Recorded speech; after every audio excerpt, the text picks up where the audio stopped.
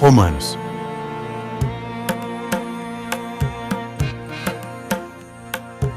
Capítulo 11. Então pergunto: Deus rejeitou seu povo, a nação de Israel? Claro que não. Eu mesmo sou israelita, descendente de Abraão e membro da tribo de Benjamim. Não. Deus não rejeitou seu povo que conheceu de antemão. Vocês sabem o que as Escrituras dizem a esse respeito? O profeta Elias se queixou a Deus sobre o povo de Israel, dizendo: Senhor, eles mataram teus profetas e derrubaram teus altares. Sou o único que restou. E agora também procuram me matar. E vocês se lembram da resposta de Deus? Ele disse: Ainda tenho outros 7.000, que jamais se prostraram diante de Baal. O mesmo acontece hoje, pois uns poucos do povo de Israel permaneceram fiéis, escolhidos pela graça de Deus.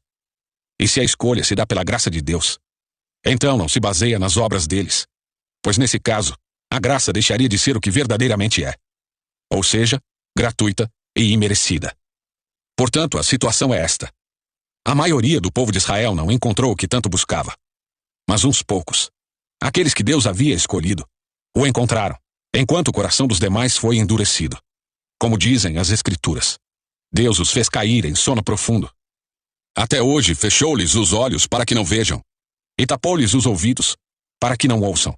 Da mesma forma, Davi disse: que sua mesa farta se transforme em laço, em armadilha que os faça pensar que tudo vai bem, que seus privilégios os façam tropeçar, e que recebam o que merecem, que seus olhos se escureçam para que não vejam, e que suas costas fiquem encurvadas para sempre. Acaso o povo de Deus tropeçou e caiu sem possibilidade de se levantar? Claro que não. Foram desobedientes, e por isso Deus tornou a salvação acessível aos gentios, para que seu próprio povo sentisse ciúme. Se os gentios foram enriquecidos, porque os israelitas fracassaram ao rejeitar a salvação que Deus lhes oferece, imaginem como será maior a bênção para o mundo quando Israel for plenamente restaurado. Dirijo-me especialmente a vocês, gentios. E uma vez que fui designado apóstolo aos gentios, enfatizo isso porque desejo que, de algum modo, o povo de Israel sinta ciúme, e assim eu possa levar alguns deles à salvação.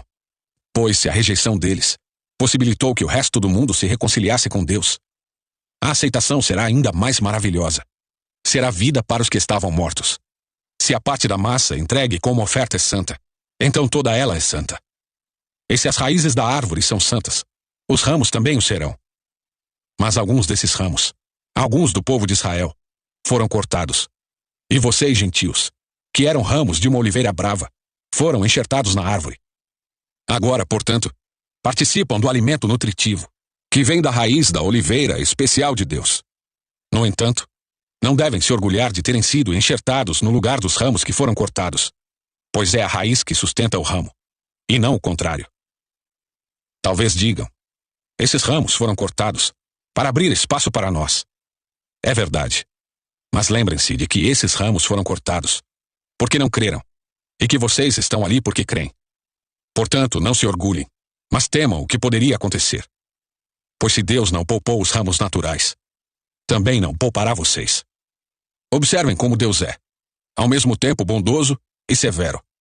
É severo com os que lhe desobedecem, mas é bondoso com vocês, desde que continuem a confiar em sua bondade. Mas se deixarem de confiar, também serão cortados.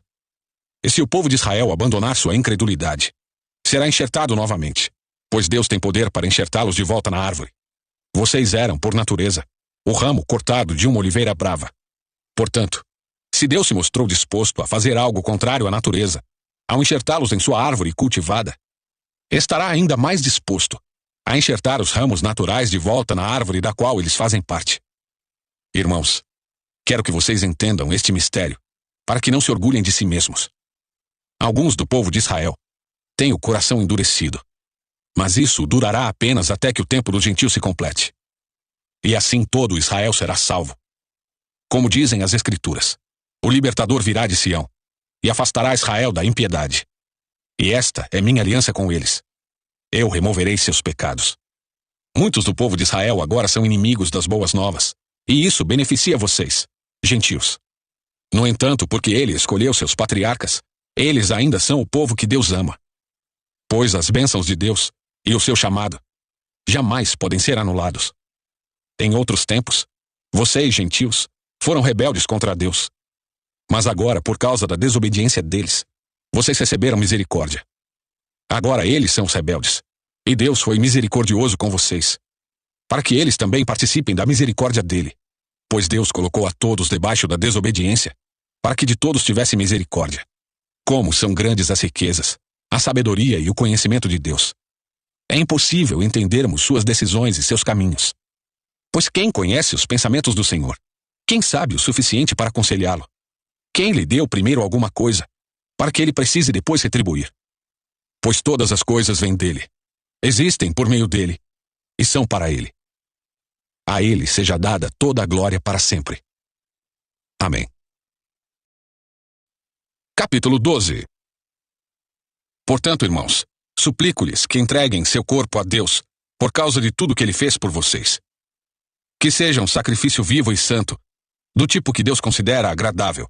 Essa é a verdadeira forma de adorá-lo. Não imitem o comportamento e os costumes deste mundo, mas deixem que Deus os transforme por meio de uma mudança em seu modo de pensar, a fim de que experimentem a boa, agradável e perfeita vontade de Deus para vocês.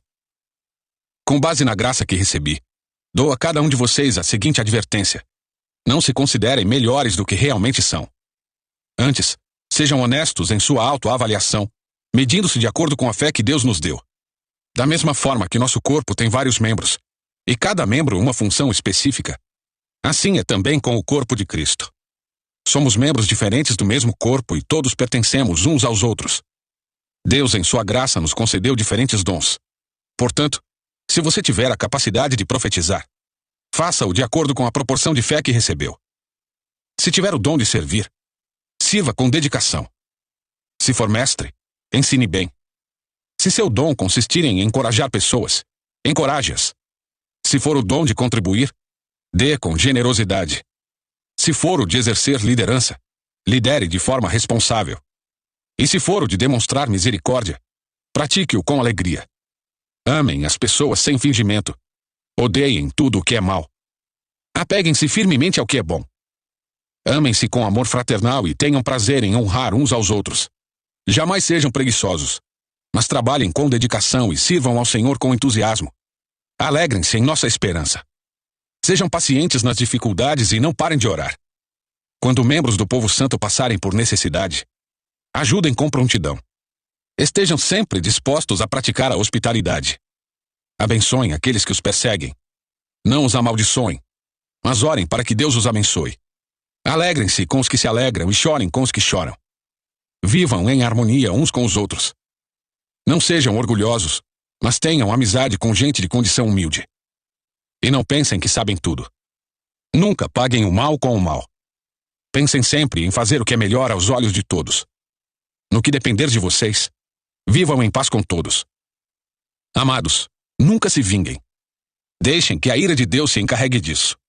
Pois assim dizem as Escrituras: a vingança cabe a mim. Eu lhes darei o troco, diz o Senhor. Pelo contrário, se seu inimigo estiver com fome, dê-lhe de comer. Se estiver com sede, dê-lhe de beber. Ao fazer isso, amontoará brasas vivas sobre a cabeça dele.